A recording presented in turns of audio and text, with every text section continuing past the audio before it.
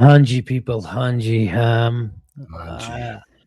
I'm not sorry for the muted, the really upsetting Hanji. Normally we got 3 points, but it was a bittersweet moment. And the moment, as you guys were watching in the watch along yesterday, the moment that happened, it felt like it killed the mood. It killed the mood. We were feeling the worst, and now we've been refreshing Twitter all day checking for Alexander Isak news. But we'll talk about the game, but we will talk about the player. We'll talk about the consequences of that injury for Liverpool and what does it mean going into the January transfer window. But yeah, smash a like and all that stuff still counts.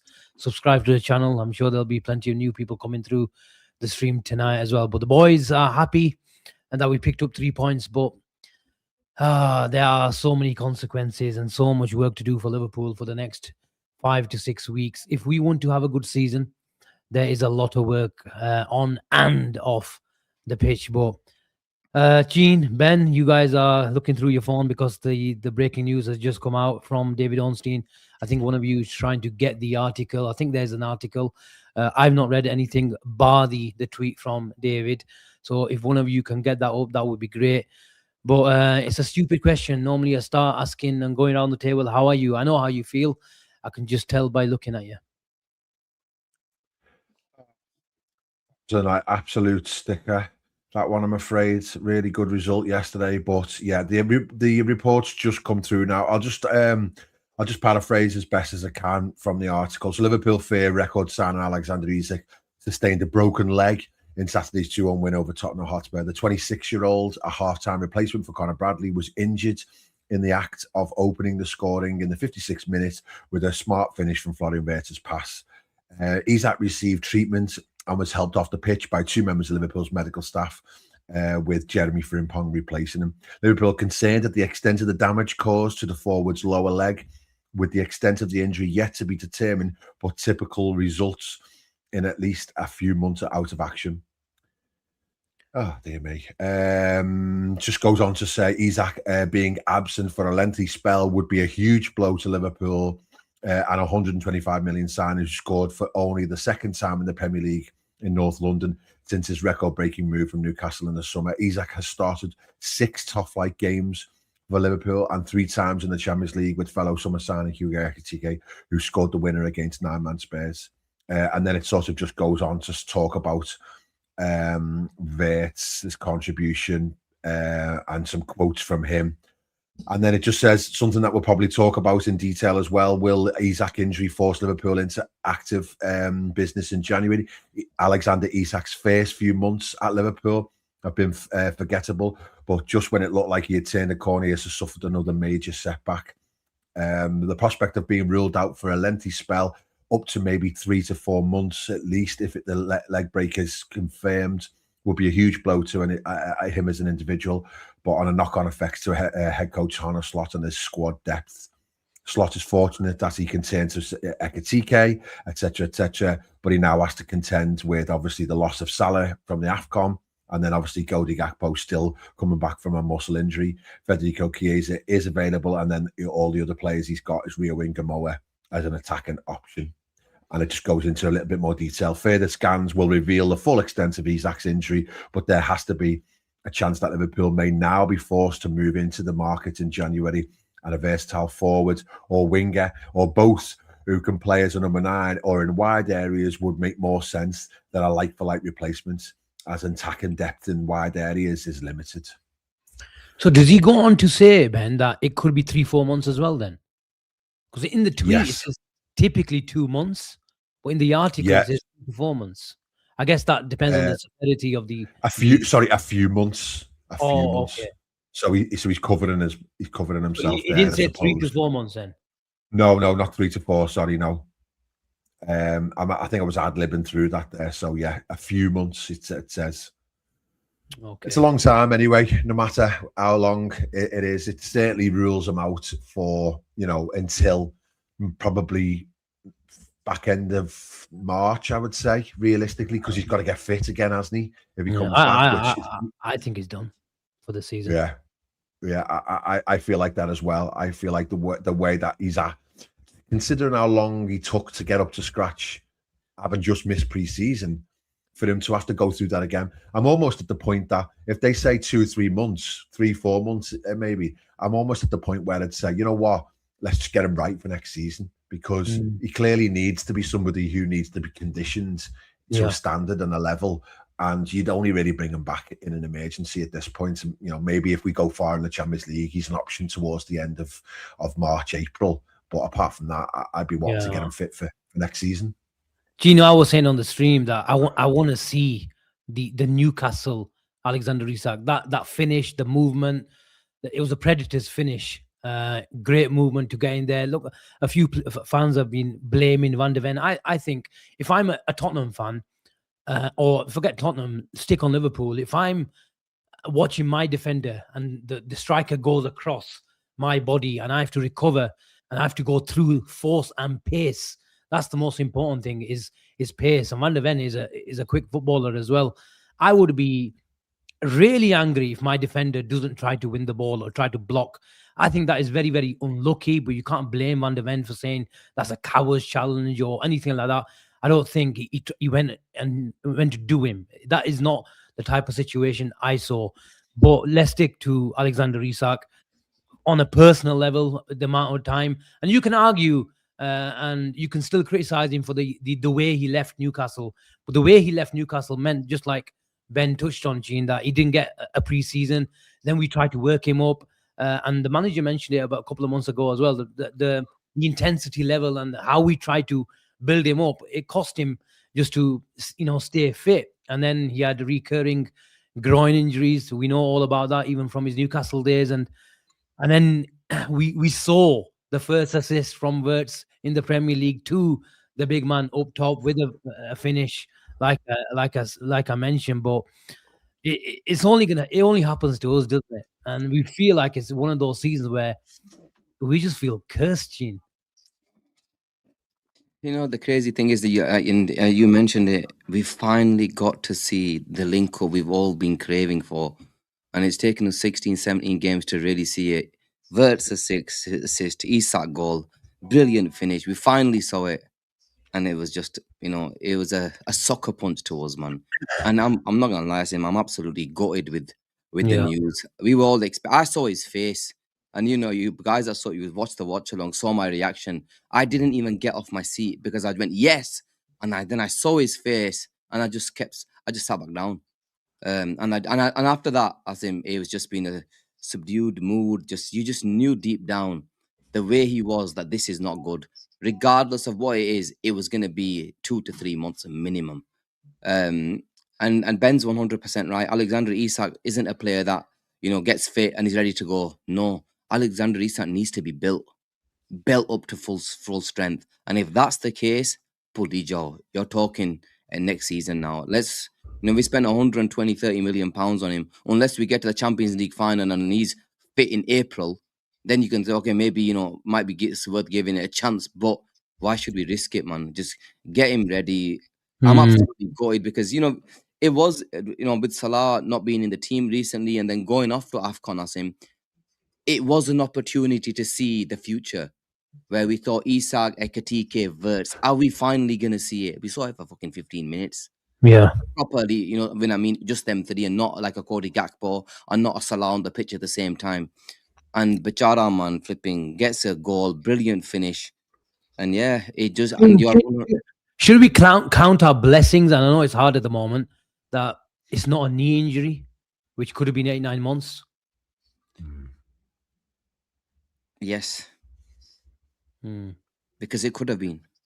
But, when I saw the actual injury, I was with you, Asim, I thought it was more of an ankle injury rather than a knee one, if I'm honest. I would have taken that because people are saying ankles could be worse, though. I get that. That's what Tway's saying, yeah. But we know what ACLs are 9 monthers.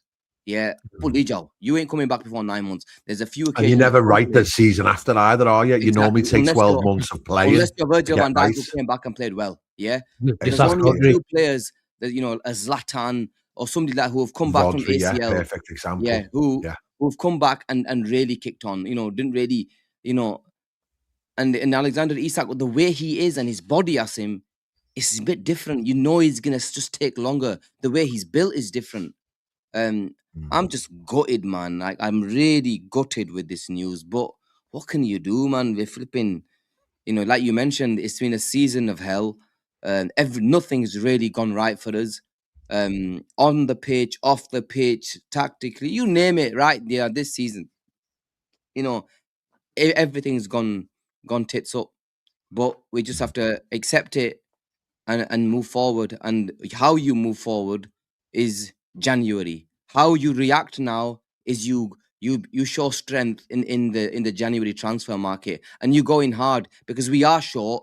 We were short before the Alexander Isak injury. Boy, are we short right now in certain areas and across the pitch. And we have to show strength, we have to show muscle, and we have to show what we are about in the transfer market again, and go again. There's no point spending 450 million pounds in the summer if you're going to be static now. Going hard, going strong, get what you need and say, okay, let's build. Because there's no, if we're going to sit back now, you spend 500 million pounds and we haven't really progressed. So what will happen is we're gonna go backwards, Asim, and that's what's gonna happen. We will continue to go backwards if we do not make a mark in this January transfer market. And if we don't, Asim, I don't want to be sat here on the 31st of January. We better do some business. Surely we moving it forward. Surely we do some business now, Ben. Surely. Yeah, absolutely. As you say, sometimes these things happen and they're not ideal at all. But we might have to move our timeline up a little bit. I would expect that any business that we have planned in January should be happening regardless. This Isak news won't be like, oh my word, let's have a look at who's available. It should be really whatever you maybe had planned in the summer. You move that timeline up into January if you had the forward plans for the summer, unless that forward is completely unavailable. But if that forward is gettable, then it might be something to consider doing in January now, because otherwise, we have to look at the situation. And I think the thing that it might well do that probably everyone is not quite thought about yet, but it might put a hold on Salah going in January. That's the other thing that it might do. Yeah. Because we might not be able to bring any extra players in other than maybe Asim or maybe one other, but it might say, right, okay, listen, a grown-up conversation with Mo saying, listen, your game time was going to be limited from when you come back from the AFCON onwards, because these are the players that we're building for the future. But and now it might be a case of, well, now Mo, we desperately need you, and he probably won't want to be told that he's only going to be playing because someone's injured. But it is opportunity now to show everybody that he still can do it at this level, and he can come back and he can still be the main man for us. So, I think there's a good possibility that any idea of him going in January, unless it's an astronomical bid that they can't resist. But I almost think now the club is probably like, well, we won't take any amount of money for him because we need him, because we've got no other options, because they can't realistically go with Ekitike for the entire season now. That would be, a big risk. You are getting to a situation where, you are threadbare. Gakpo's not back for another few weeks. And then you've got Chiesa, who he doesn't fancy. You've got Rio, who's a kid. And then you've got Mo, who's not going to be here for another month at least. So your attack at the moment is essentially Ekitike and Wirtz and a load of midfielders behind them. So, but Ben, shouldn't we look at shouldn't we look at the hierarchy? Because we've been talking about the oversight in not bringing the centre back, the lack of the strength in the left wing department, and now suddenly, like you mentioned, Salah's in AFCON for a month. Isak's got a long-term injury. Chiesa, he doesn't trust. Rio, we were told that he's got a pathway and we don't want to block it by bringing in another attacker, a wider, versatile attacker. Is Barcola or Semenyo or Isak? It's not both. And suddenly Liverpool have just two centre-backs at the club who are fit as well. And I'm told, Gomez is nursing a hamstring injury, but it's not serious. But Shock. at the end of the day, it's 2025, and we're still talking about, can Joe Gomez stay fit? I like the player, I like the profile, I like the career that he's had, and I like the trophies that he's won at Liverpool. But we shouldn't be reliant on Joe Gomez in 2025. It seems like we've been having the same conversation for the last 5-6 years. So shouldn't we be looking at the hierarchy that's saying, you know what, the oversight is you didn't back this manager, and the manager didn't push hard enough as well. Let's be honest. And he tells me that a week ago that he might be a nice person, but he's not a weak. But I believe he didn't push hard enough as well. But ultimately, the book stops with him. He faces up to the cameras. But I'm looking at Michael Edwards. I'm looking at Richard Hughes as well. That in this physical league, that you just literally now, there's no point crying about, oh, we've got 13, 14 players fit. Didn't you see it, the situation? Because look at Arsenal. They're a very physical team. And no matter what you think of Arsenal and Arteta and the style of football, well, they saw this way, the way that this league is going. And you look at their bench on a week-to-week basis. Every week, they've got 5-6 players out. Well, you never, ever say, you know what? That bench looks weak. Because they've got the strength in depth. We might have more world-class players. We might have more individual players than them. But they've got a much better squad than us. And I'm not talking about the style of football. We'll talk about that later when we discuss the Spurs game as well. Well, for me, Ben, it was criminal to go into this season to at least not get one more centre-back and a wide player. The exact positions that every single Liverpool fan is crying out for now. Yeah, no, I agree. It is a thing.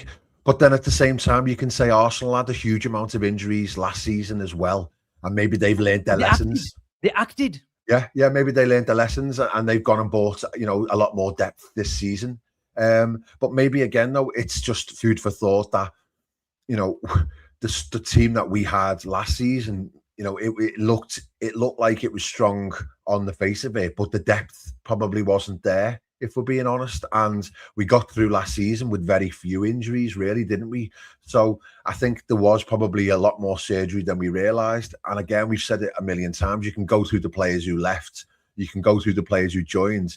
And at the end of the summer window, we were all sort of, with the exception of an extra centre-back, we were all pretty much happy and agreed that the players who went either had to go because it was time or wanted to go because they wanted to go. There's not a lot we could do about it, to be honest. We could have forced, I know we said we could have forced Diaz to say, but again, we've discussed it many times that we were trying to draw a line under players taking us within that last 2 years of their contract.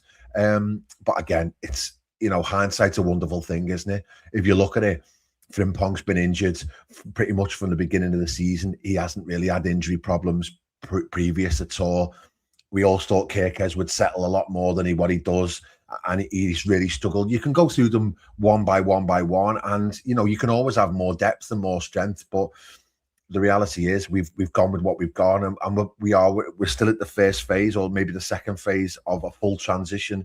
And I hope that now we do put that into gear, and the next 2 windows at least we go and buy another 3-4 players, because that's clearly what we need.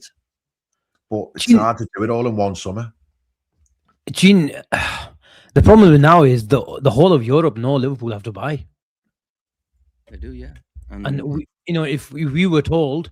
And that's the feeling that I've been getting from the people that I speak to who are close to the club, that we weren't pushing for Semenyo in the last. I mentioned it a couple of weeks ago where I was still confident-ish that we get Guehi in the summer. But in terms of January, and then the comments from Glasner, maybe that's a tactic for him to come out and put pressure on Liverpool. I don't know. Time will tell over the next 3-4 weeks. But in the case of Semenyo, David Ornstein was on an American channel today. He was saying that the Manchester clubs are more advanced than Liverpool. So it just shows you Liverpool weren't pushing hard enough if we wanted Semenyo. And this is the reason why I said last show, Cheen, that I believe a guy who's got a release clause, and we recognize that area as an area that we need to improve in, then he's got a release clause. We've got competition. If you really, really wanted the player, we know that we've admired the player for a long time, then I think that those negotiations and that transfer would have been a lot more advanced, but they weren't. But now we're facing a situation where the situation is a lot more desperate with the Isak injury, Cheen. we could have lost ground in terms of the negotiation and how advanced that deal is to the Manchester clubs. So if we want the player now, you know, it might mean that we've just lost ground on him. I don't think we get Semenyo in January. So you think we lost the race on that one already? I genuinely believe we've lost the race for him. People can say we're favourites, he wants us, all that bullshit. I don't buy it, Asim. If we were really wanted this player, and it's not like you're up against Tottenham to go and assign Semenyo, you're up against Man City and United, and two clubs who will pay the money, who will pay him good wages. It is Man City, it is Man United. They have got stuff going for them, and you can understand Semenyo turning around to us and saying, okay, what do you want me to do? Flipping, they wanted me more than you guys. You've just come to me because you've got an injury. You know, these guys wanted me more, and sometimes that makes a difference. Although we are Liverpool Football Club and we're great and all that type of stuff, don't get me wrong, but this is Manchester and the two big football clubs. So I have if I think we're going to lose the race for Semenyo, if I'm honest. I don't see Liverpool winning the race for Semenyo. I would be surprised to see Semenyo in a Liverpool shirt right now. And people can say, John goes, what's going for United? What I mean is, they're beginning to get their front line better. You've seen, obviously, the last few games, their front line is improving. Semenyo will probably come in, and that makes their team, especially in going forward, a lot better. And look, you can say what you want about Scum, but they are an institution. They're still one of the biggest. Fella on drugs or something? He's on a different planet here. They're flipping the juggernaut of the Premier League, mate. I don't know what you think you're talking about. Being a small club. Oh, dear me. Anyway, honestly. Look, when it concerns, I don't think we get Semenyo, right? Mark Gay, you believe, he probably wants to stay. Glasner's come on, but said that he probably wants to stay till the end of next season, to the end of the season, right? So if we can, what's the percentage of? I'll ask you two the question. What is the percentage we signed one of them to this summer? Be honest. I think about 20%. Ben? Sorry, percentage of signing who, mate? Gay and Semenyo. In the summer? No, now in January. Oh, now I think there's a really strong chance that we get Gueye, but I'm not sure about Semenyo. So I think we've got. I'll be honest with you. I think there's no chance we get Gueye. Really? Even in the summer, Cheen? Summer, yes. Okay. No chance in January. I think they've made a decision. Think not in January? I think they've made a decision, and he's made a decision that he should stay with Palace. He's going to stay at Palace. And he's got the World Cup. He wants to stay with what Glasner come out and said the other day as well. It just makes me think, I'd be very surprised to see Mark Gay leave. I agree. If that's according to me, that's them two out the window for the time being. You can get Gay in the summer, but January I think is difficult. Ben, why would any footballer right now miss out on about 10-15 million signing on fee? When you've got the likes of Real Madrid, Bayern Munich, City, Liverpool, and probably a few more clubs interested in you. Every club is offering him 5-10 million minimum signing on fee. Yeah, well, I suppose it depends on what his motive is and what his focus is. If he really wants to sign for Liverpool and the deal was near enough done on the last day of the window, and Liverpool's still coming, he doesn't. Don't get me wrong. Every footballer wants to be paid handsomely, but at the same time, he's signing for Liverpool. He won't be signing for what's it's. He'll be signing for big money, and I'm sure there'll be some sort of agreement where we do some of the money that potentially we would have signed him for at the end of the summer. It'll be less than that in January, and maybe there'll be a conversation to give him something of a bigger signing on fee. Obviously, not as big as what he would get in the summer, but then he's walking into a team that, obviously is going to be still in the Champions League as well, and maybe in the latter stages, for all we know. So I don't know. It depends on how much he wants to play for us. But that conversation is the same with any club who wants to sign him. Any club can say that. So he could well sit tight until the summer, and that could be the end of it. But then at the same time, we could say to him, right, okay, well, we'll go and get somebody else then. And if you don't really want to play for us, then that's your chance missed to play for one of the biggest clubs in the country. Yeah, so exactly. It's not like swings and roundabouts. Ben, he's linked to the biggest clubs in the world. It's not like Yeah, no, I Liverpool, know. Bayern Munich, the Real Madrids of this world. They're linked to Gay. So you Yeah. can say, okay, fine. I have no issue. You had your chance in the summer. You effed it up. Now wait now. Now wait till the summer, and then I want to come to you, but I can only come to you in the summer. You made me wait. Now I'm making you wait 4 or 5 months.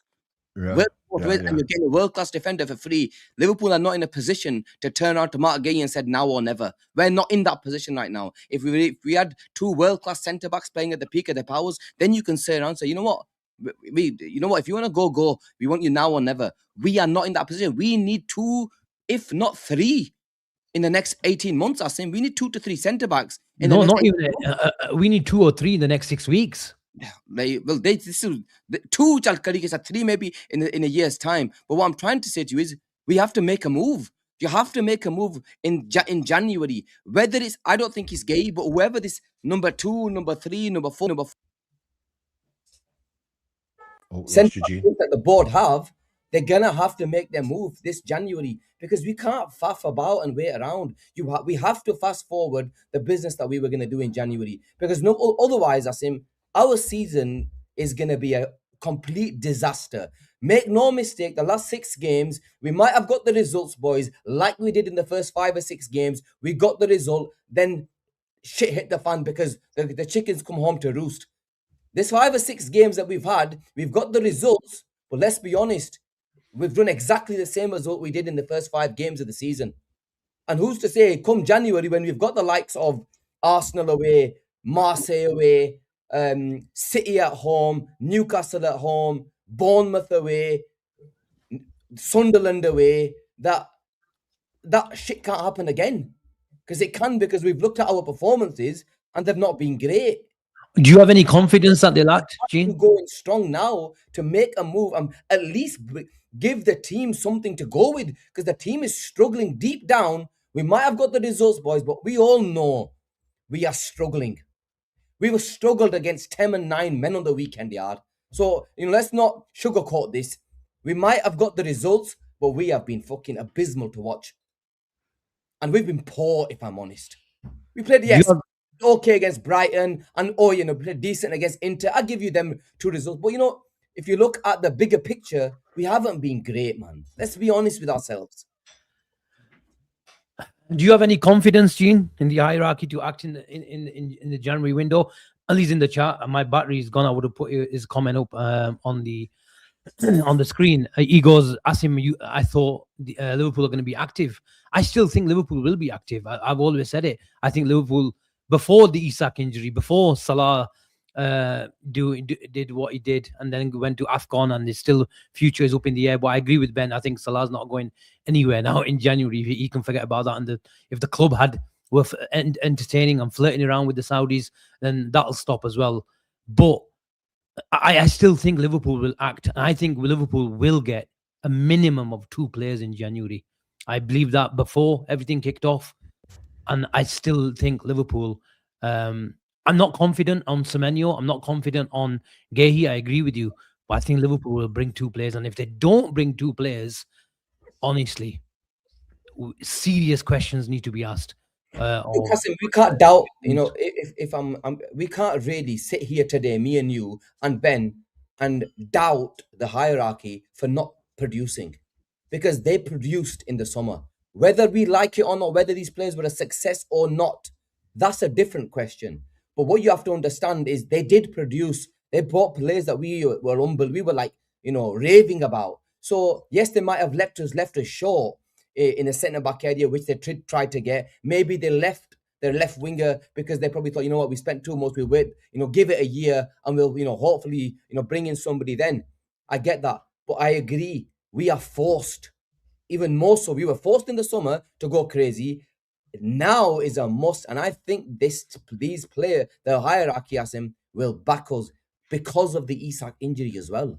Gene, the problem that we have, I don't think we've, and the chat will correct me if I'm wrong, I don't think we've got any homegrown spots available. Well, That's spot on. Is it? As in, like, we've got non-homegrown spots, sorry. Non-homegrown is correct, yeah. We could get an English person, obviously, that's why, obviously, the conversation around Gay is there. but we absolutely would have to release one or two if we want to bring one or two non-homegrown players in. So you're obviously, it sounds crazy, but you're probably looking at a Chiesa, an Endo, who, those sorts of squad fillers who are really going to, be the likes of the ones who are going to have to leave for us to be able to get foreigners in. So we have to do some wheeling and dealing then, Cheen. We have to do. We literally don't have a choice. We have no choice but to go and buy players in January. Nobody. I will be honest to God, Asim. Seriously, I will be shell shocked. And I'm gonna be so if you think I was mad on the flipping watch alongs, come to me on the 31st of January if you haven't made the signing, and I'll tell you what I'm all about. I'll be honest with you. Come to me then, because that for me is forget gross misconduct. I called it golden if they don't sign anyone. This was before the Isak injury. Imagine what I call this right now. Bro, that's literally them throwing the club down the toilet. That is what they would, like a new signing. Yeah, honestly, it would be like us throwing the club down the toilet if we don't make a signing in January, because we could miss out on top 4, top 5. There is a question mark. That is the thing. That for me is like unthinkable. Whatever it takes, whatever it costs, do it. Arsenal, we forget they spent more money than us in terms of net spend last season. They've thrown money at us. They make the same amount. If anything, we make more money than them. How can they go and spend more money than us? Why did they do it? Because they knew they had to go and deliver a title or a Champions League. At least have a squad that's good enough to at least 100 there for them to feel that we can challenge on both fronts. They threw money at it. We have to go and do the same because they threw money year before. They've spent some serious coin. We've spent someone on fucking net spend of 250 million. I guess the good thing about Semenyo is he is homegrown. So some of the chat is saying that he's homegrown, so that might be okay then. Bante is fine with the super chat. Always supporting. Thank you so much, Bante.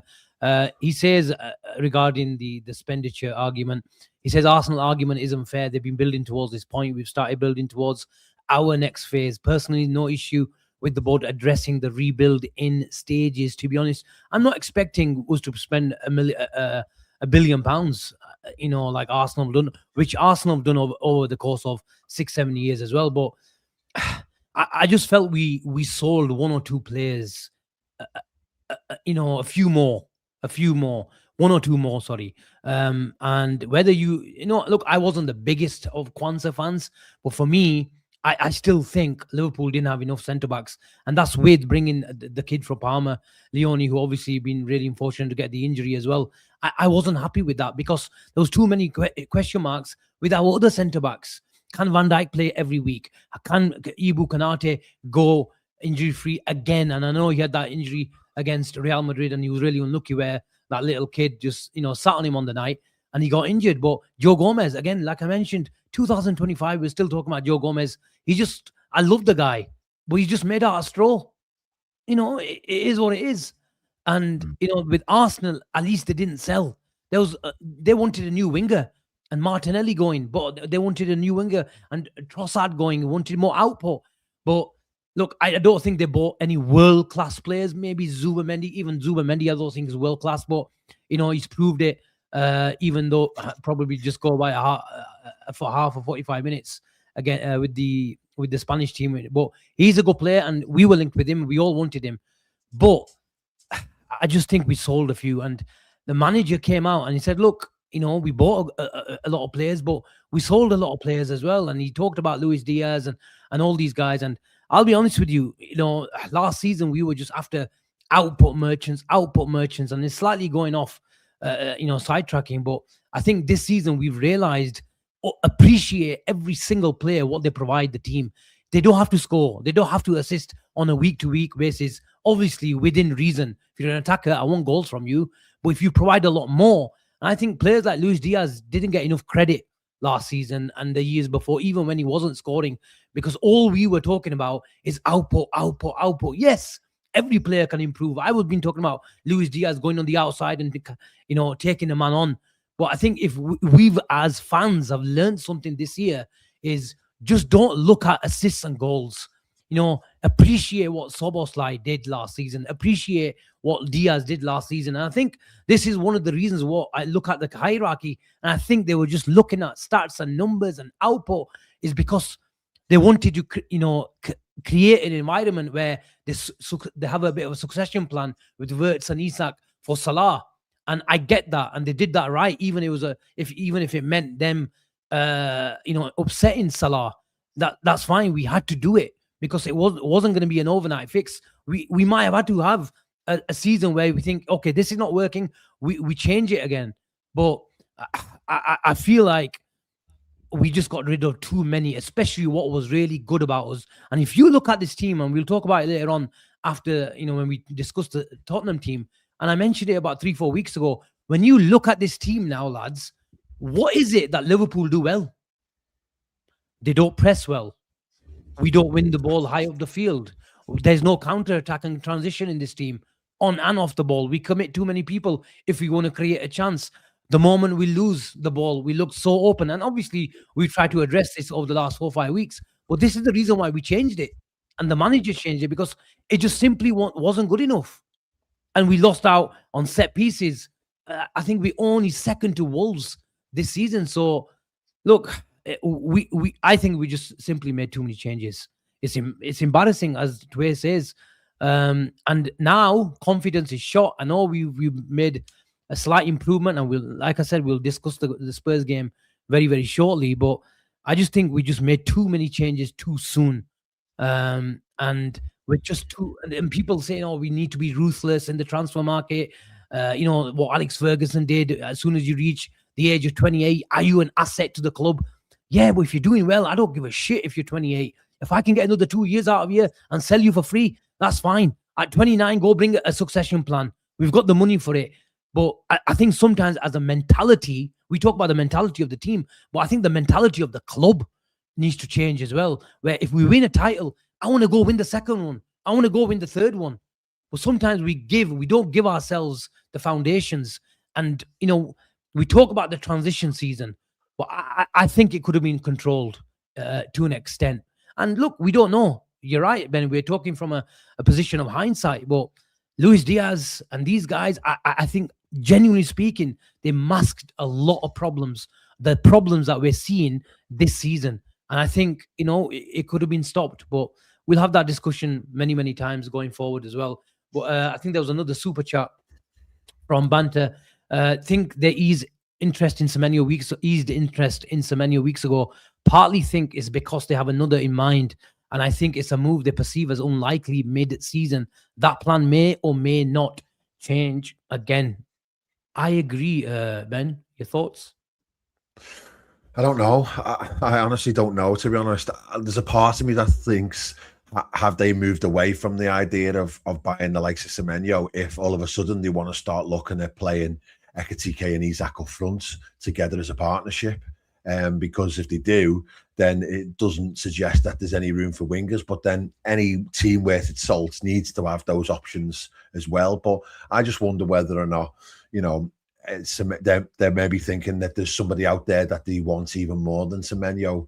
And, he's somebody like, again, there was no real clamour for him in the summer. There was no real conversation about him in the summer. He was there, he was on a list or whatever it is, but all the chat night after night after night for the left wing was Rodrigo, was Barcola, was even Gordon to a certain degree. There wasn't really that much talk about, oh, right, I desperately want Semenyo, really want Semenyo. And, I think he's a good player. And I think he's got potential. He scored a few goals this season and he looks like he's got the attributes that we need. But I don't think it's like, oh, my word, me head will fall off if he goes somewhere else. Like, again, Manchester City all of a sudden linked with him now. Did they want him desperately in the summer? It didn't look like, again, they went for him. So I wonder if it's just an opportunistic one. This clause is there, 65 million available in the first 2 weeks of the window, and then it goes back to 60 in the summer. But it's like, again, I rate him, but I don't think I'm going to be losing loads of sleep if we don't sign him, if I'm being perfectly honest. I just think it's probably a thing now where we're so desperate for that wide left player or wide right player that we're like, well, we'll take anybody. and he's just the sort of person on the market who at this moment in time is available. But I don't know whether or not the club are desperate for him, to be honest. I feel like if they were, then they would have pushed a lot earlier by now. We probably would have already signed him. I agree. I think Cheen, the club felt that Salah, even though he's going to AFCON, he'll come back. Gakpo will be fit in 2-3 weeks' time. With this diamond formation, we're playing about 1 million midfielders, but we only need two strikers up top. And we're not even playing 2 strikers up top. We're playing McAllister alongside Ekitike at the moment. And I know Isak came up yesterday, but at the end of the day, we started with 1. And I think there was a mentality and approach and a mindset in the hierarchy, Gene, that we're not going to win the league, but we can get top 4 with these attackers and with these options.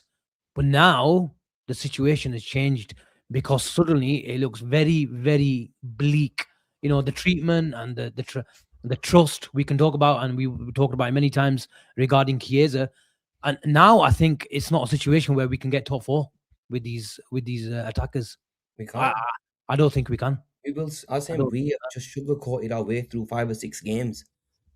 I'm being honest, and people can give me shit. We made improvements. Yes, I can understand all of that. But we've watched football with our eyes. We've seen over the last 5 or 6 games how we've actually played. I've spoke about this, obviously, about 5-10 minutes ago. Honestly, Asim, we will get to January, where our next 2 games are okay. You look at the fixtures and you think, yeah, you know what, we can get there the next 2 games. But we have to strengthen in Jan. There is no questions regarding that. Have to strengthen in Jan. Our next 2 games are 2 home games, Leeds and Wolves. Get the 6, get to Jan, and our season's not over, man. You'd go and spend in Jan, Asim. We can still have a run in the Champions League. We can. I'm not saying the title's there to be won, no, but we can, solidify. Hopefully, bring in a couple, solidify Champions League for this season. Try to go and win the Champions League if we go and bring it, because anything can happen in a cup competition, right? And we're still a decent side. So if we can get it right, we can make inroads. But if you don't go and sign players right now, we are literally 1 injury away then from disaster. And that's Hugo Ekitike. We are literally, when I say injury, Asim, it can be a slight niggle that he's out for 4 games. And he can't play every game anyway, can he? Ben, he missed. He can't even play 90 minutes realistically. Yeah, he's hobbling around towards the end of every game at the moment. The game that changed Liverpool's season is when that idiot got sent off in that Carabao Cup game, when he missed that game against Palace, right? And after that, it started. It literally started, yeah? And honestly, that was the catalyst of a disastrous 6 weeks. We cannot be in a situation in 4 weeks' time, 5 weeks' time, where if we have 1 injury to a centre-back or to an Ekitike, our season's gone. I'm telling you now. We're walking a tightrope massively. How can a football club of this magnitude take a risk like that? It just doesn't. I don't want to take any risks. Please don't get me the players in Jan. I could be playing up with Rio in a few weeks' time. You never know. But that's how desperate the situation is. But Ben, let's go to the game. And I think it'll overlap with what we've been talking about.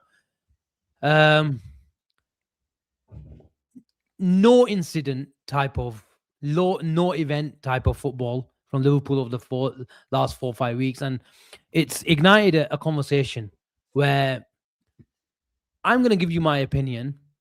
I know Cheen will disagree with it because I've just heard what he said. I've been hugely critical of the manager. I wanted him out a month ago, but I have some sympathy with him. And what I mean about that is this 4-3-3, it wasn't working. It wasn't. We just simply don't have the players. McAllister was, stinking the gaff out. And that's being kind. And for him, he's one of his favourite players, the catalyst. We've all been here. But Liverpool, we just weren't controlling games enough. And we just don't have the players. And what he's basically decided is that we can't play this game anymore. The trade-off with his best player wasn't working. He was talking about magic moments turned the game. But, Mohamed Salah wasn't being magical this season. McAllister was shy. Gakpo was shy. The whole team was shy. We don't need to talk about it. and we lost the identity of a team. And he's basically said, okay, fine, I'm going to rip it up. I'm going to go really, really boring. Where I disagree with him and where I'm really pissed off with him is that I didn't agree with him. I felt like maybe the hierarchy, the manager made Mohamed Salah a scapegoat of how bad we've been. And the interview, I believe, came later, but we don't need to discuss that again. I believe Mohamed Salah had a role to play in this 4-4-2 as a second striker. And I think when he comes back from the AFCON, he'll have no choice but to play him there now as well. I think he's gone too far. And this is the reason why we're seeing really bad football. But where are you at? Because a lot of people saying, look, we can't see an overnight fix. We shouldn't expect an overnight fix from where we were. So you can't blame him. At the end of the day, we've got some results, and he saved his job ultimately. And I've talked about it and described it as let's not get sacked type of football. And that's what it was. And that's what it is. Well, he will say at the end of the day, I picked up some points. But is it sustainable for me? No. Does he need to tweak it? A lot. But where are you at with yesterday's game and the general thoughts about the style of football? Yeah, it's a big conversation. I'm frustrated, really, if I'm being honest, about the way that things are going. But at the same time, you can't have it both ways. 6-7 weeks ago, everybody was basically saying he has to make a change. He has to make a change. We're being walked through, etc., etc., etc. And that's stopped happening now.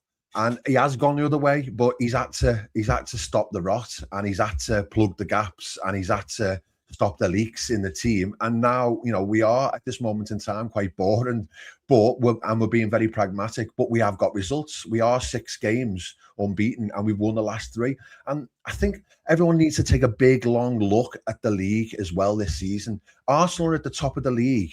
Last 2 games, they were shite against Wolves, just about got a result.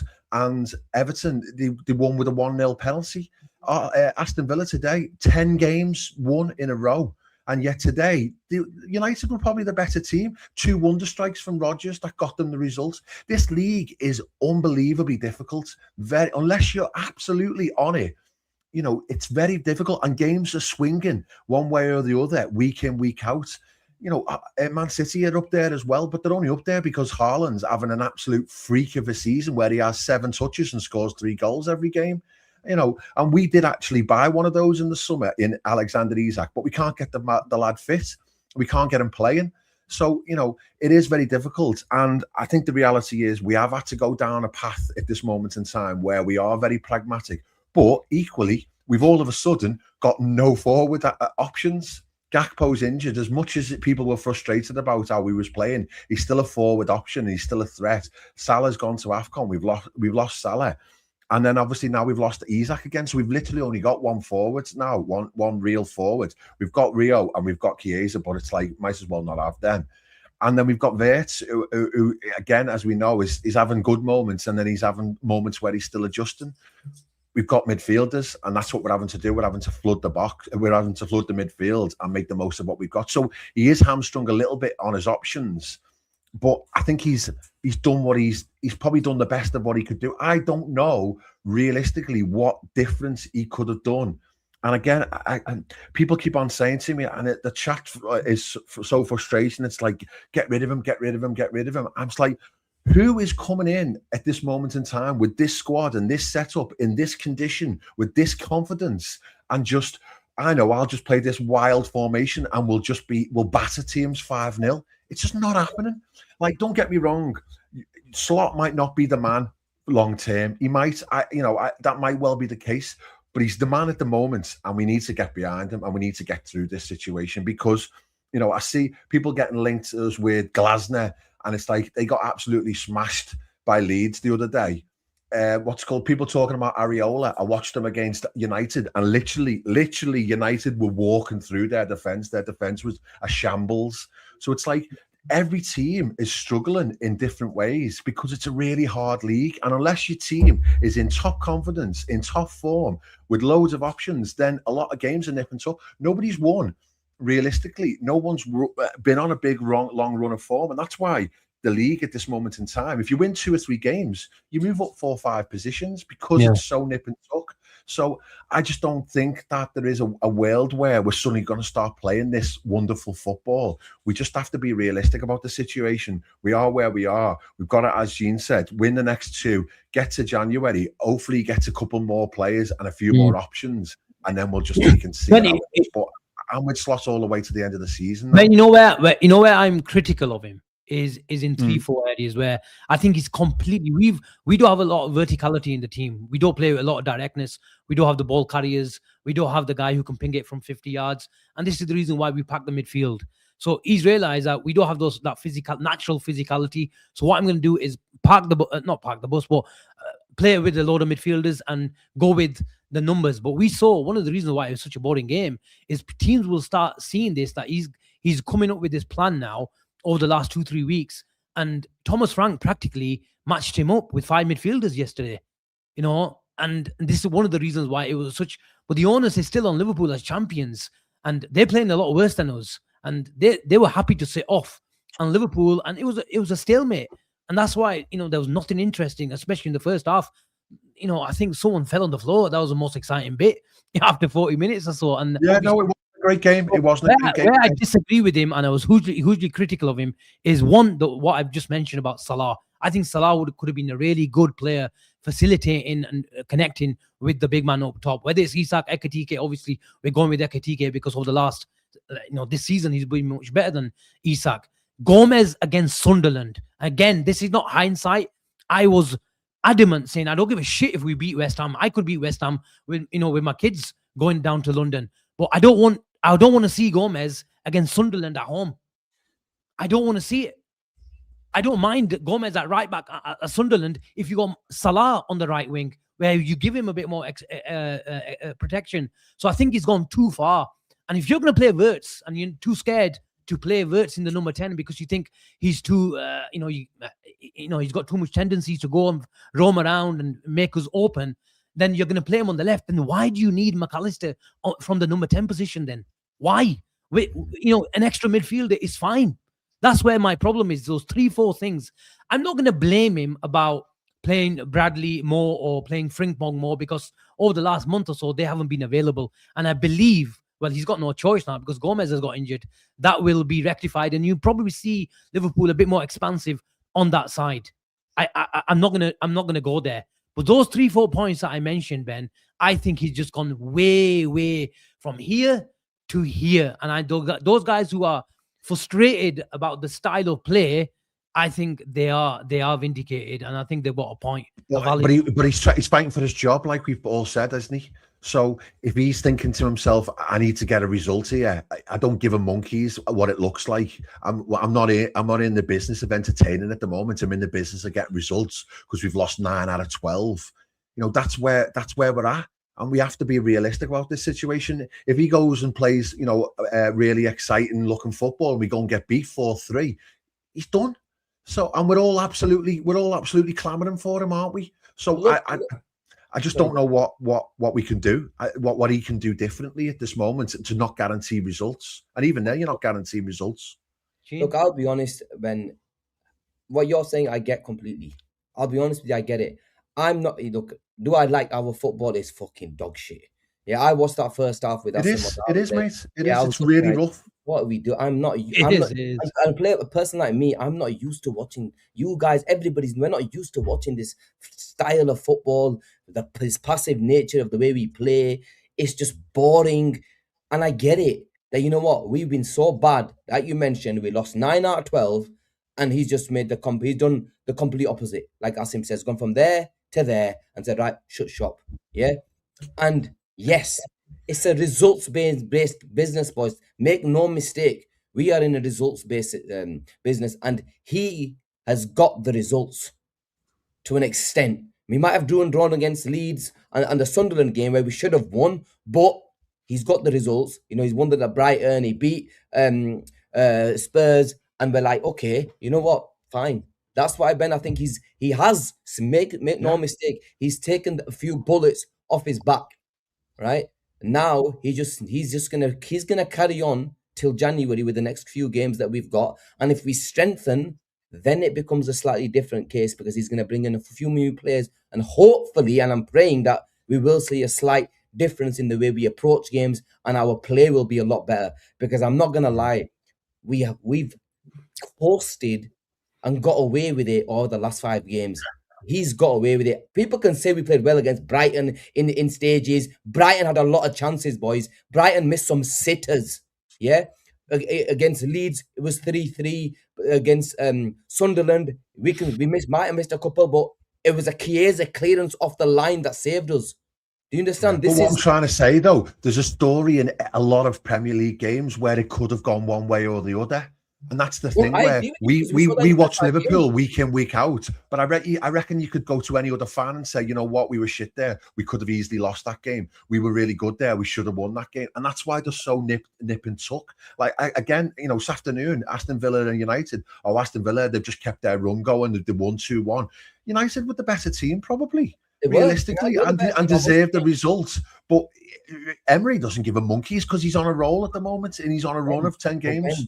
But when you're fighting, look, the truth is, Ben, when the difference is when you're fighting for a title, well, they'll feel as though they're fighting for a title. Yeah, they don't give a flying monkeys about results. When teams like us, Ben, we're starting where we were at a time that was supposed to be challenging for a title. No, my question to you, Cheen, is from what we've seen before he changed the system, he is picking up points, Cheen. And do the guys who are like super critical of Slot, do they just need to bite their tongue? They can raise their concerns, but do they need to bite their tongue? Because we've seen it in the past, Mourinho, these guys, dog shit football, but results based. And at the end of the day, he will say, look, I got the results. And then in January, we'll assess the problem, address the problems with some signings and make some personnel changes. And then when we've got the control and the personnel to start control proceedings in a more, fashionable way, if you like, then we can. At the moment, can we go crazy at the manager and say, look, this is totally shit, even though I've raised 3-4 points. And another point I forgot to raise is, we both mentioned it on the watch along even last week, is if you're going to play McAllister, I don't want to see him where use him properly then. Let him go into midfield. Let him go press. If you're not confident, if you're going to go 4-4-2 with him, then and you don't have the trust, and he doesn't have the ability to jump and get back in, then don't play him there. Play Chiesa because he's got more intensity. And one of the reasons why, Ben, you mentioned it, is a brilliant point. Yeah, it is down to the fact of Ekitike's natural fitness, and you have to build it up. But one of the reasons why he gets knackered all the time, every game, is because he has to press for 3 men. Because Szoboszlai is on the right wing. He's getting the number 6. He's getting the number 10. He's getting and covering the right back as well, even though it's Bradley or Gomez or Frimpong for that matter, like yesterday. But the people like Ekitike and Szoboszlai, I'm telling you now, we're talking about Isak's injury today. In 4 weeks' time, I pray and I hope we're not talking about it. But the likelihood of the way the manager is using them off the ball is ludicrous.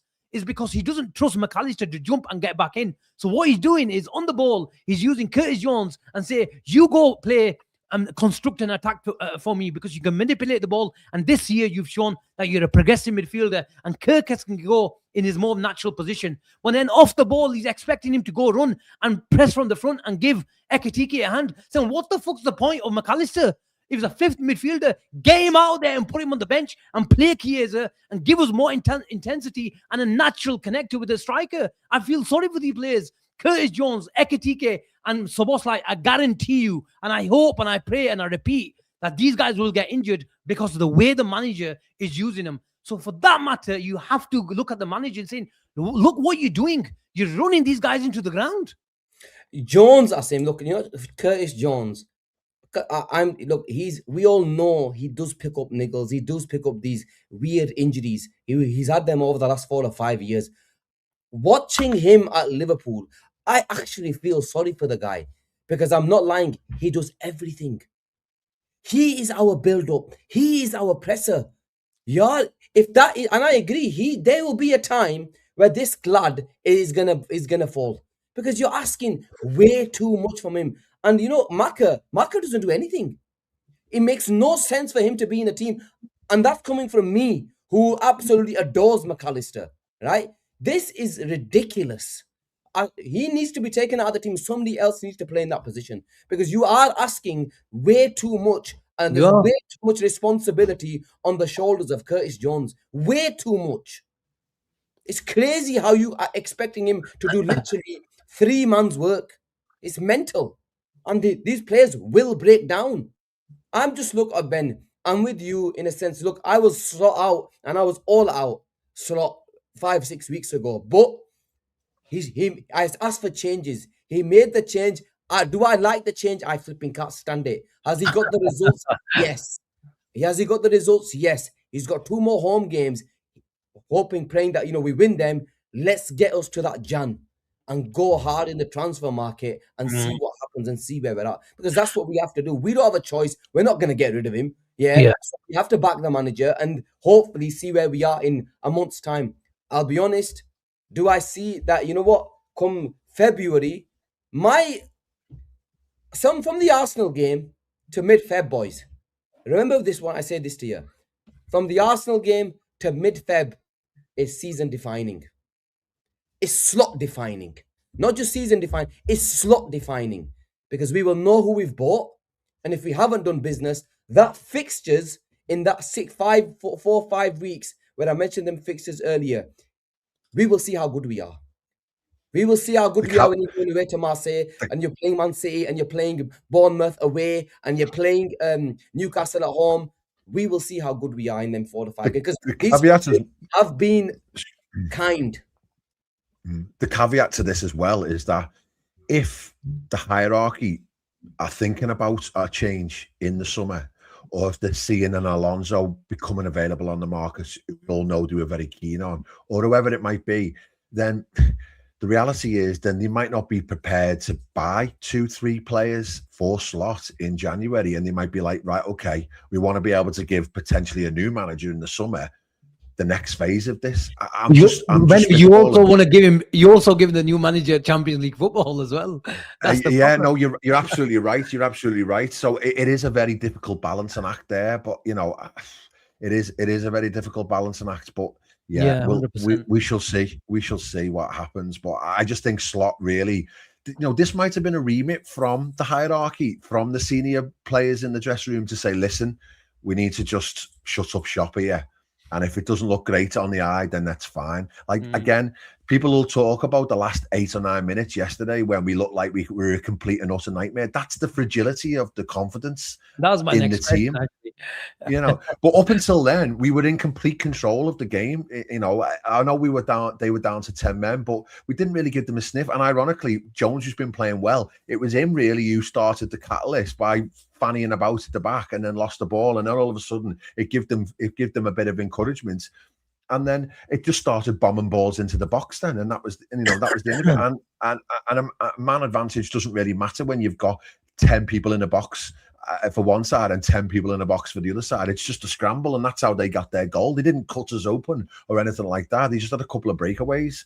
But that's the nature of this league, where mad shit is happening at different points. But I'd take 3 points all day long. We were not in control. It was the first 45 minutes was dog shit football.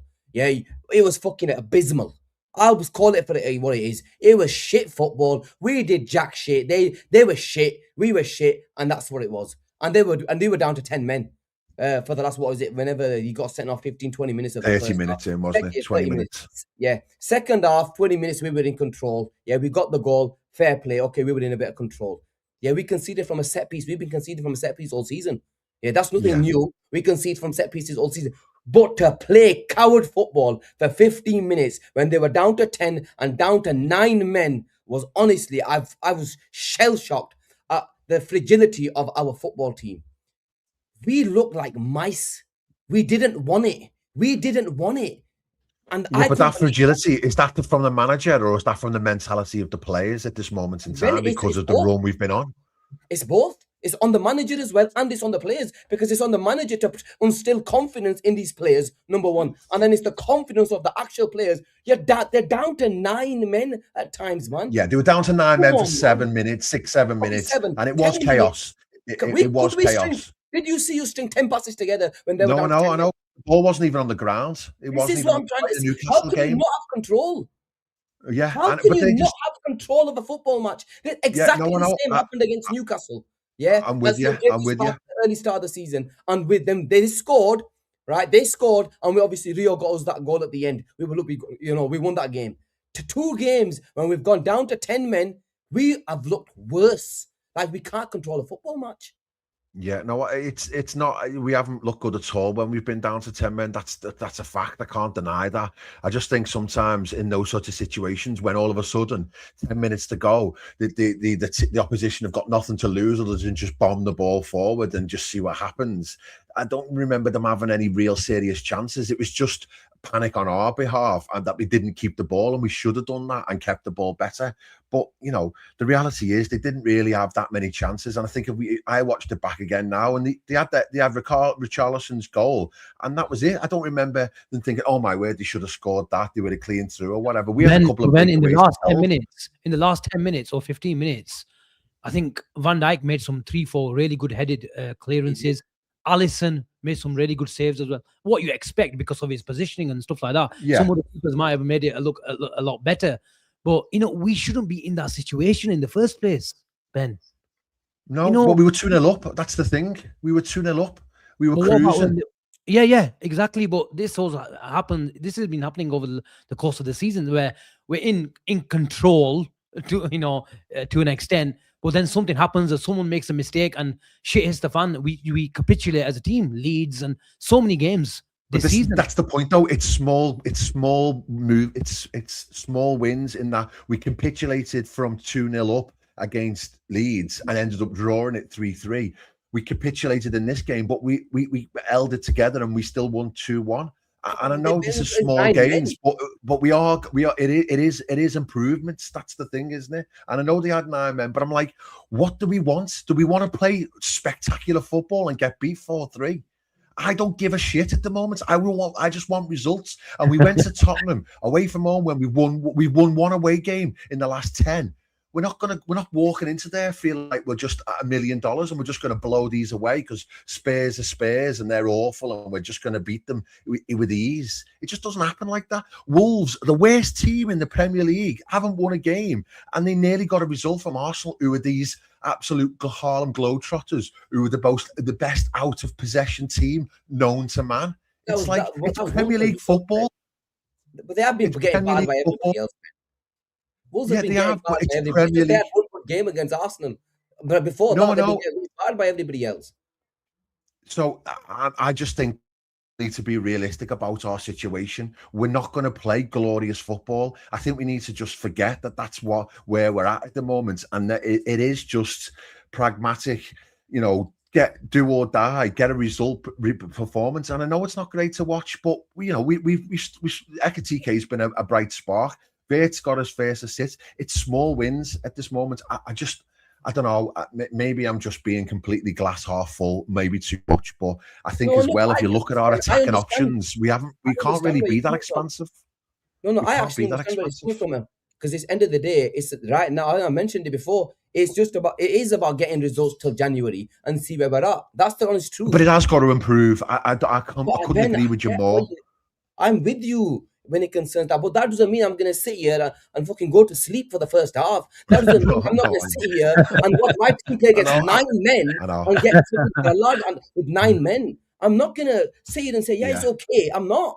It's not. It's shambolic to get outplayed by 9 men or 10 men and not control a football match. Yes, it's small wins. I accept everything you're saying. But that doesn't mean we won't forget about it. No, you played against 10 men and we're still shit. That's why I said we've been sugarcoated everything's been sugarcoated quite a bit. And that's why I'm like, okay, get me till Jan, and that 4 or 5 week period in Jan when you've got them Champions League games, when you've got a few difficult fixtures, we will see where we're at then properly. Asim, because I look at them fixtures at the start of the Arsenal game away, and then you've got Marseille away, 2 difficult ties. Lose them, and and that's a possibility because they're good footballing teams. Yeah, we lose them. Who's to say we're going to go another 5 games because they're not easy fixtures? City, Sunderland away, they're not easy. Man, I think there's a couple of ones in there. Karabag at home. I think after that, but generally speaking, it's a difficult month. He needs, Okay, people. He needs some Yeah, support in January, without a doubt. He definitely does, but we'll have to wait and see. Some super chats. There's over 550 of you in the building, people. Like and subscribe. This race to 20k is still on. Please just smash the like. If you're watching on your phone, watching on your laptop, wherever you're watching it, on the toilet, in bed, wherever, just smash a like, and it gets our channel out to the new people. It so activates the algorithms, and it keeps the BNR family and community growing. So please, really appreciate if you can do that. Banter is in the house always. There's a guy who supports the channel, like not many others. Banter is fine. Again, I think Slot is prioritizing defensive solidity, less and high openings from being generated. We've gradually been improving, in my opinion. Once we're in a good rhythm and mentally, he'll shift to attack again, in my opinion. Yeah, look, I get it, but I think, yeah, we hope as well. I just think he's gone too far, and I don't need to repeat all those things that I mentioned, that I think he could have had more of a balancing act. And the perfect example of it is the Sunderland first half, I think. And then he realized he's wasted 45 minutes. 45 minutes, I think he wasted. And, when you waste 45 minutes, the situation becomes more desperate. And that is the problem. I think Brighton, Cheen is right. They did create a few openings, but so did we. And I think over the last month and a half, I think Inter Milan, in terms of defensive solidity, that is better than Brighton. But the approach was completely different. Away from home, European fixture. But I think in terms of what you said, Ben, is who is that on? Is that on the players' mentality, where they can't kick a ball and control a game and can't manage a game against 9 men? I think it comes from mentality, comes from the manager. Jurgen Klopp entered the door at Liverpool, and that Spurs game, I think it was 0-0. But we saw an identity of Jurgen Klopp within 90 minutes. And I know not everyone's Jurgen Klopp, but the point still stands where it rubs off on you. And the moment you drop your best player and you go at home to Sunderland, for example, and play Gomez and Szoboszlai on the right-hand side, that message that you're sending your team is saying, you know what? I just don't give a shit about how we construct an attack. And I actually don't give a shit if we score a goal. Because that's the message that you're sending. And when it transpires into the last 10 minutes and shit hits the fan against 9 men, then, the fragility, like you say, the mentality, it shows. It shows. And that's where I look at my leaders. And to be fair to Van Dijk, he won some important headers in the box.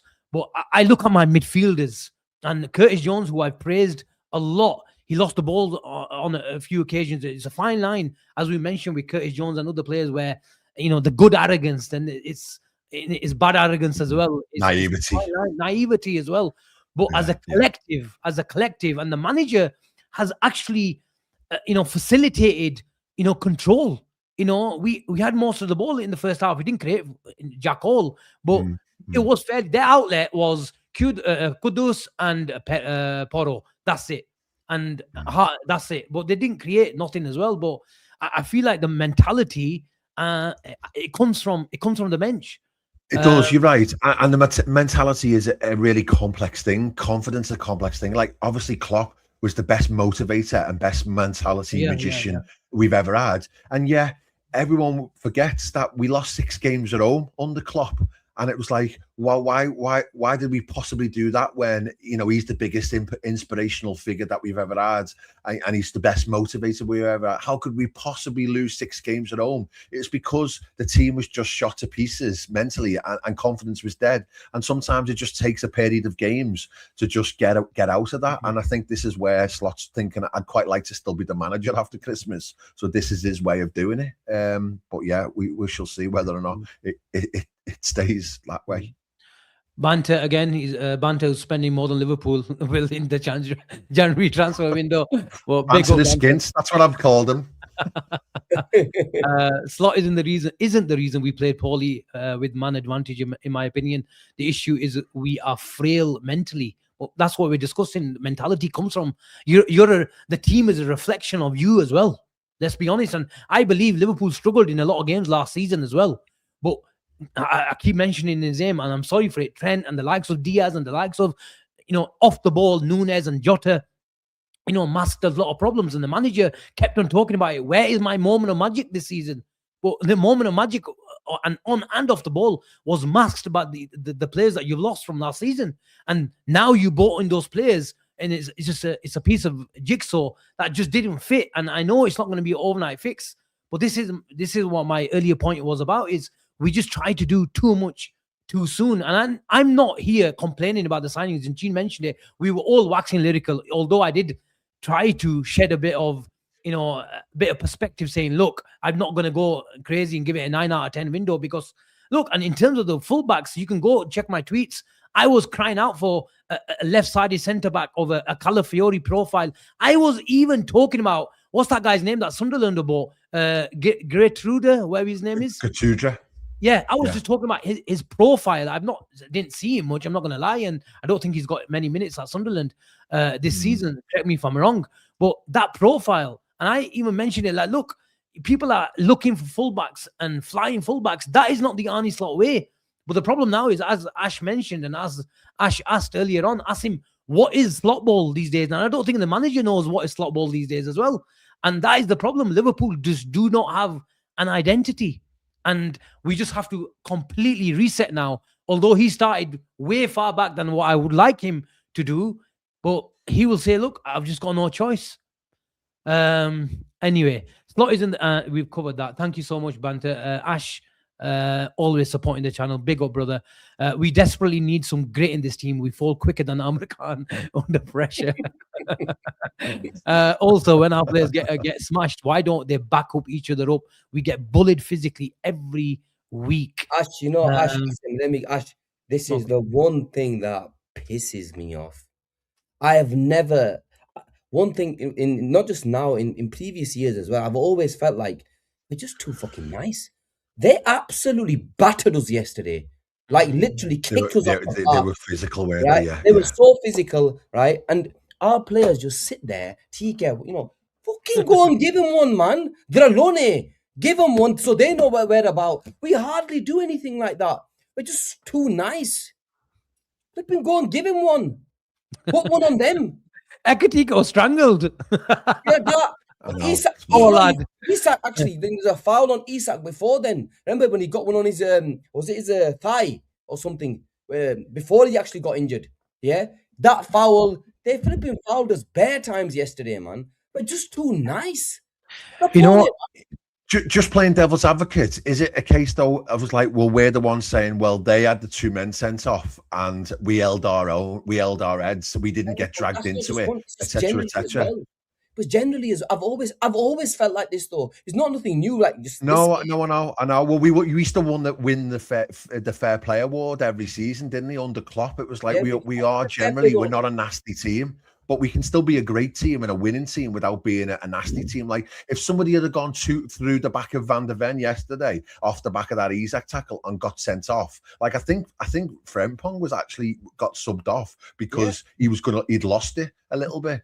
No, I think Slot mentioned it later on that if he left him to get the treatment, he wasn't prepared for him to be off for around about 30-40 seconds.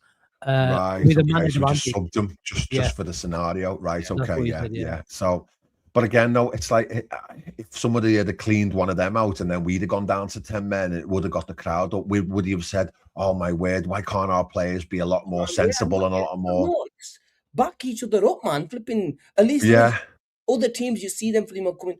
I want to see a bit of I'm not saying go on. I know what you mean. Like as you say, protect your own sorts of thing. Let him know you're there. Like what Cheen says. Let him know. We're just too nice at times. But look, I don't want to bring that up, but Cheen, the problem is now is we talk about intensity. Cheen, is like who's going to make that challenge for us? Looking through the team. Bradley can probably go through someone and get a yellow card for it as well. But he went off with an injury. Szoboszlai, I can give you, he can put a tackle in.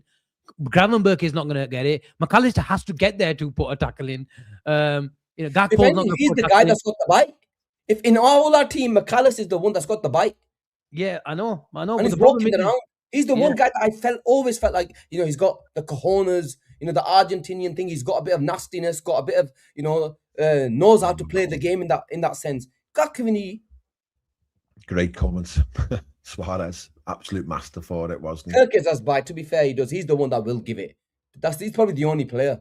Yeah, he's probably right. Ethan, I agree with. Yeah, I give Kurt maybe too much bite and goes on his He's ass the one. a few more He's times. he's the one I've got the biggest problem with at the moment. I know he's only a youngster, and he's only 2021, and we've signed him for big money, but the lad can't pass a ball. He can't pass a ball at the moment. He's got legs on him, and he runs, and he can track a man to a certain degree when he stays on his feet. But he's not a good footballer at all, and he can't pass a ball. It's a real problem. Because some of the yesterday's, his passing and crossing, I just don't think we bought you for your attacking play. Everything is 150 miles an hour. Get plays like that. Well, yeah, like wind him up like the Duracell bunny sort of thing. Exactly, man. Just chill out. Yeah, I know. I'll be using Robertson at home to Wolves next week. He probably won't, but I just think Robertson's got a lot more intelligence from an attacking sense. He is 20, man. The intelligence will come. He's still a very, very young lad. It will. I even think that with Ekitike, to be honest, that you can see with Ekitike, a lot of his game is still very naive and very makes poor decisions in certain situations and stuff, shoots when he should pass, blah, blah, blah, blah. But that'll come. So there's such a mix of styles and levels within the team. And you can see why there's no cohesion a lot of the time. I called him Darwin Núñez at left back a month ago, and I felt bad. Not far off. After watching 20 minutes of yesterday. It's a great analogy. Honestly, man. The problem Slot has now is when he comes up against wingers like Kudus, and who did he do well against last week? Who was it? Minter. Oh, Minter, yeah. The problem is one-on-one defending. He has a battle, but he wants to have a battle when the ball's in the stand. It's like he's a madcap. Wait a sec. If everyone just stays quiet for a second, I can just hear Avi going nuts in the distance when we're talking about Kirkhouse. Let's go to this question. Let me quickly check if we've got any more. No, we've done all the super chats. Here, Asim, big up Idris. Asim, which two players do you want this January? We've all talked about. We're not really confident in Gehi. We're not confident in Semenyo, but we might ignite our interest in Semenyo, and that might be enough. But as we're told right now, as things stand, the Manchester clubs are more advanced than Liverpool. Things might change, especially after the news tonight. So if you can choose Semenyo, if you want, how's the question? Who do you want, or which do you think Liverpool are going to get? Before we say that, then, would you really? Just out of interest, we're talking about it. Do you two really want Semenyo, or do you want him because he seems to be the most available player at the moment? If someone said to you, you can get Semenyo, but then, you can wait for a real belter in the summer, or do you think Semenyo really is the man? Ben, like I said, I think that attack, even with Mohamed Salah going to AFCON, I think it was good enough to get us top 4. Especially how the league is taking points of everyone. You just look at the table. But absolutely. Now I think it's a desperate situation. I think we need Semenyo more now because of the Isak injury. So I want him more. I mentioned him. Look, he obviously will improve us, but I think the situation is desperate. It's like saying if Konate if Konate got a 6-week injury now, then it's like you've got to pay 40 million for Gray in January. You haven't got a choice. Yeah, but the problem is though, this hierarchy doesn't operate like that, do they? Yeah. They are cold when it comes to making decisions. They don't look at about the short term; they look at the long term situation. They're almost to the point where they would write this season off, but when it comes to, you can't write the season off if you're not going to get Champions League, because that's an absolute must. You look at it now, we're in 5th place now, aren't we, alongside Chelsea? And you look at so we're all of a sudden now, even though we've been bang average, as we've all discussed, next team behind us now is, I think it's either United or Palace, and they're 2 points behind us. So there's a tiny little gap there now. And you think Villa probably won't sustain this form. Chelsea are completely hit and miss. So you think if we just play above average, decent, win-win draw, loss, whatever, then that'll probably be enough to get us 4th or 5th without even breaking sweat. But you just don't know, do you? You want to be able to guarantee it. And as you say, I think two players minimum guarantees it. And it elevates everyone else as well, then, doesn't it? And plus, then we are still in the Champions League. It's not if we. We are. We can win it. It's not every year you have when you get to the the knockout phase of the Champions League, you still have to go with it and say we have to win it. Anybody can win it. I'm not saying Liverpool's going to win it, but if we're in it, you have to at least try and go and win it. So absolutely. And ironically, this current style is probably quite good at getting results because, as I say, it's quite pragmatic, isn't it? In terms of it's not gung ho, but and it Champions League is still suit the European football. Does probably suit Liverpool. Yeah, absolutely. Yeah. Cheen, who do you want in the summer? Or me, in the summer or Jan? Jan, sorry. Ben, did you give me your 2 players? No, sorry, I was letting you 2 go. I just said about, do you really want Semenyo? My 2 players in January. Yeah, go on, Ben. Who do you want? Make it semi-realistic. Semi-realistic. What your definition of semi? Then I don't know. Gueye and Gordon. Ooh, Gordon. Wow. I think he'd absolutely run his socks off from a pressing perspective. I think he'd stretch teams. I think he'd give us pace on the break. Yeah. I think he'd fight tooth and nail for us. It's a good shout because even though he's been decent, but in very, very small moments, because he's got everything that we haven't got. Barnes has played a lot of games. He's not world class. I was going to say Gordon, but because we're talking realistic. But I think Barcola's realistic as well. In January? Yes. I think you're going to have to pay dough for him. I think the only way we get Barcola is if we're selling Salah to the Saudis. Because he's going to cost 100 million, Barcola, isn't he? 80, 90 million. I think if we drop 50, 60 million for Gordon, I think we could get him. Okay, question to the chat.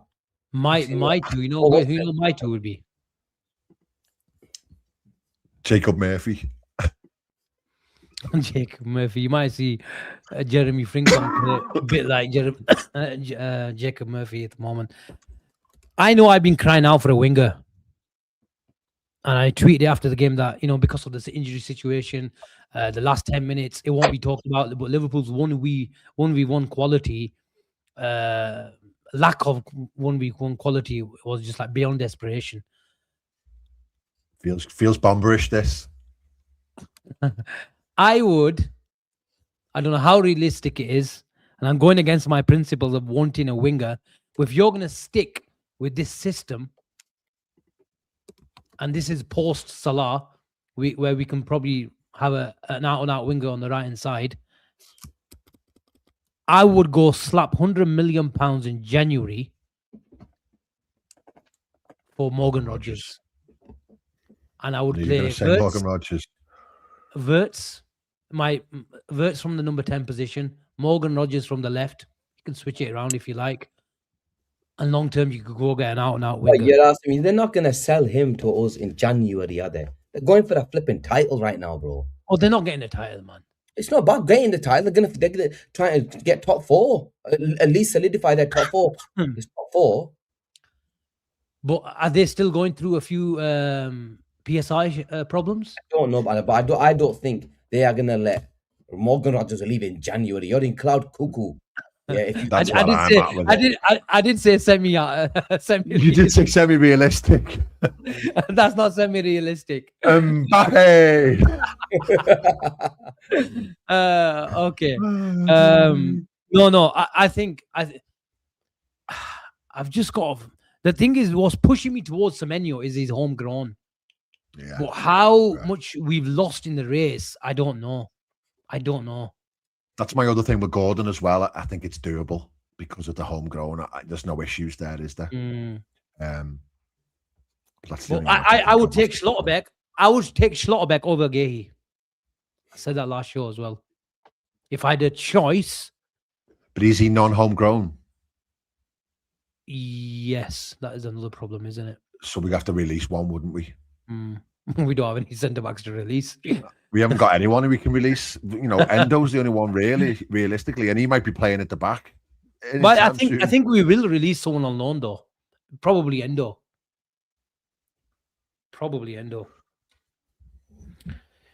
Would you use Elliot? I know it's clutching. But is there a role for Elliot? Since we need a bit of physicality in the team.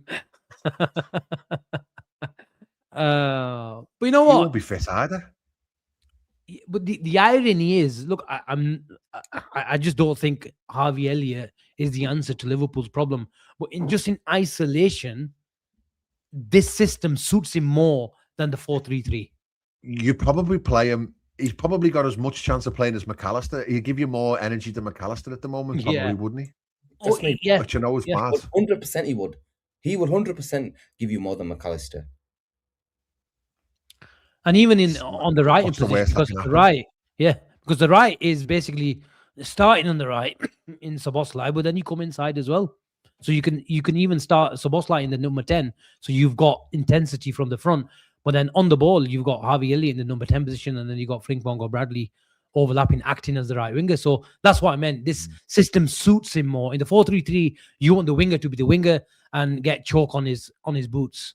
But and that's not Harvey Elliott's game. But with Harvey Elliott, there's a lot more issues, isn't it? Is he just a Liverpool player all round? Which I just unfortunately I don't think so.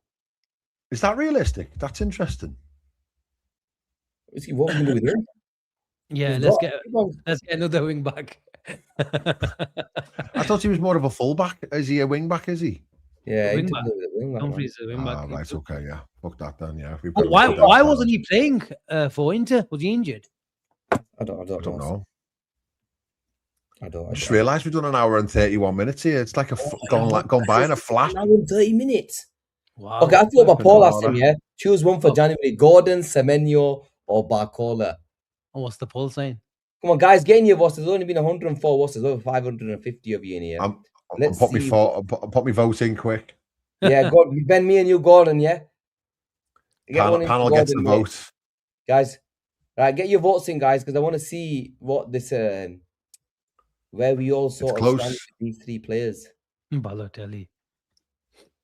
110 votes. Yeah, come on, get your votes in, boys. Who the head? So you got Semenyo, Gordon, and who? Semenyo, Gordon, and Barcola. Barcola is leading the race. Barcola's leading the race. That's probably Rehan voting about 10 million times. 46%. Semenyo 30. Gordon 25. Yeah. But the thing is, though, for me, the Gordon being third choice reflects his stock at the moment. He's not had a great season so far, but I just think it's what he offers you, this team at the moment. He has all the ingredients. And you know what? It's really interesting because we looked at Kirkes last season and thought, my word, what a player he looks. What a player he looks. He looks amazing. We'll plug him into Liverpool's team. And he looks a fish out of water because he's not realistically what we need at this moment in time. And I just wonder whether or not Gordon is exactly what we need at this moment in time. And then the long-term idea is that when Isak does come back, then he's a perfect foil for him as well, isn't he? I think Gordon has never truly got over the fact that he missed out on the big Exactly. I think he's been sulking for 12 months. And he only gets up for the big games where it's all about, intensity and all that sort of stuff. Yeah, absolutely. I get sent off. Yeah. He was good against Chelsea. Yeah. Rodrigo, he offers everything that we haven't got.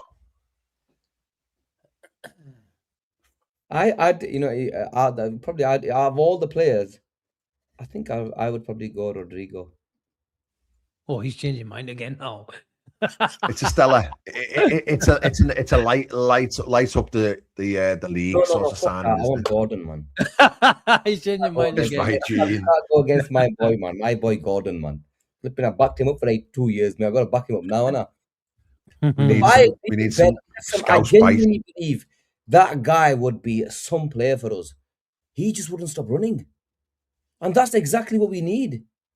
The only other thing that's interesting as well is that Newcastle might look at it and think if they were in a battle for top 4, then I think they'd be like, nah, no chance. But I think realistically now they're thinking we're probably not going to get top 4 this season, and therefore we need to balance the books. So if they go and sell a Gordon now in January for 50, 60 million for what we would have paid Semenyo, then that might mean that they don't have to sell a Tonali or another really big player in the summer, and they can balance the PSR side of stuff, because if they don't get Champions League, they've got some issues to deal with in the summer.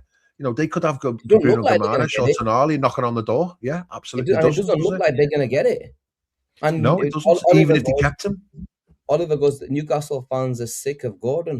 If you're sick of him, send him our way, man.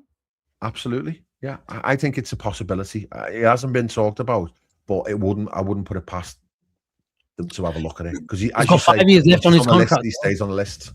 Yeah, he has. Yeah, he has. But I think they would. You know, you're talking 100 million. 12, 18 months ago, I honestly think we'd get him for 50, 60. Yeah, what's happened to this spy guy, man? And Barnes has kicked on as well, hasn't he? Barnes has looked like the player that you were hoping for. I'll be on the show today to talk about this guy. Well, Avi's not been talking about Nico Williams this season, so that probably tells you the kind of season he's having.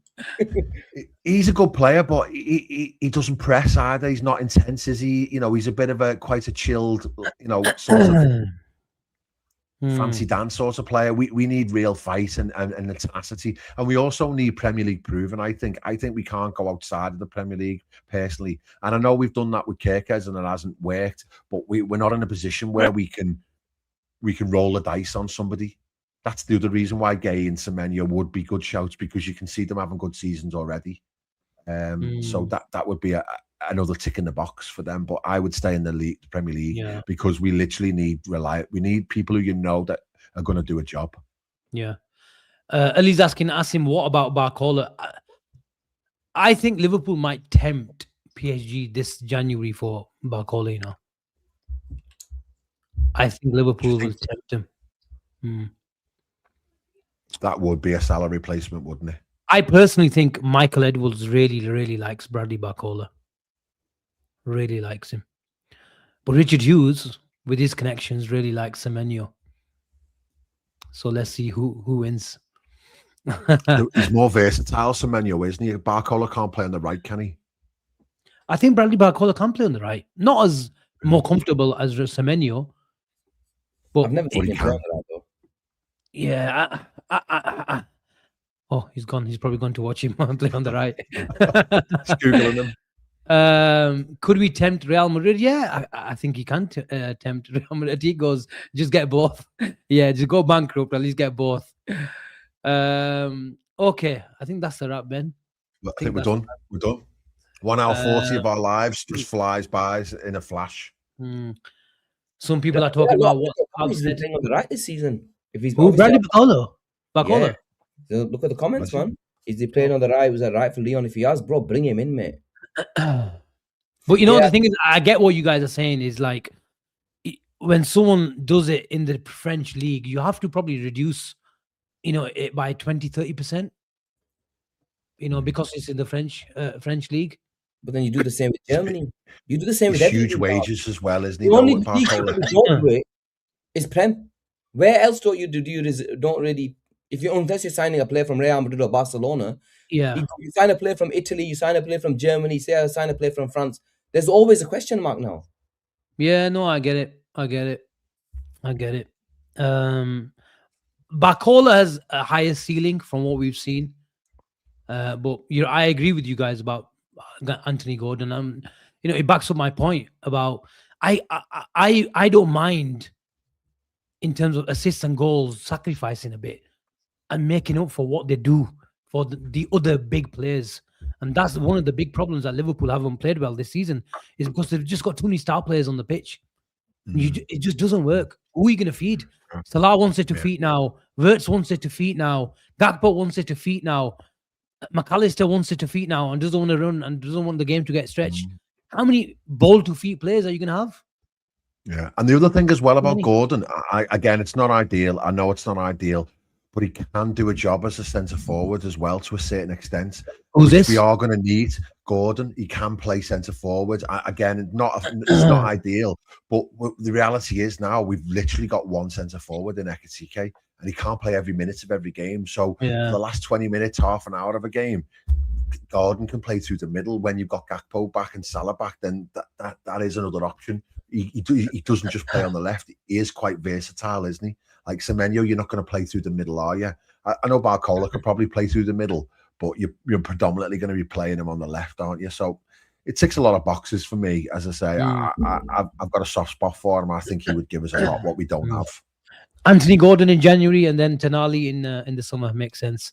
Yeah. At least saying Asim Romano said we're making calls to other players in December. Yeah, 100%. 100%. I'd be worried if we're not making calls. And we need to top up our phone as well if we're making calls in December. Okay, people, let me just quickly check if we missed any super chats. I don't think we have. There's still 470 of you in the chat. I don't know how many likes we got. Cheen, quickly check how many likes. In 1 second. Just while Cheen's doing that, I'll just throw this one up. Merry Christmas to you, Wally, as well. I don't know if that's like a thing, Wally to Wally sort of thing. But the question, in answer to your question, this is definitely not the last show before Christmas. We will have shows leading up to Christmas. Might even have a couple of Christmas specials.